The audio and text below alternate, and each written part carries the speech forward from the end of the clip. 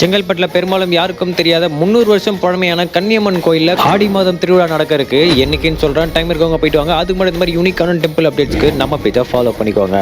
இந்த கோயிலோட பேரு செங்கை ஸ்ரீ அருள்மிகு இளைய கன்னியம்மன் ஆலயம். இந்த கோயில் எங்க இருக்கு அப்படின்னா, நம்ம செங்கல்பட்டுல புது பஸ் ஸ்டாண்ட்ல திருமலை தியேட்டருக்கு ஆப்போசிட்ல தாங்க அமைஞ்சிருக்கு. ஜிஎஸ்டி சாலையில இருக்க 2 கடைகளுக்கு பின்னாடி தான் அந்த கோயில் அமைஞ்சிருக்கு. ரொம்பவே பழமையான இந்த கோயில 226ஆம் ஆண்டு ஆடி திருவிழா வர ஆகஸ்ட் 3ஆம் தேதி சண்டே அன்னைக்கு நடக்க இருக்கு. கேட்டவர்கள் அள்ளி தரும் கன்னியம்மனுக்கு வெள்ளிக்கிழமை சிறப்பு அலங்காரம் பண்ணியிருந்தாங்க.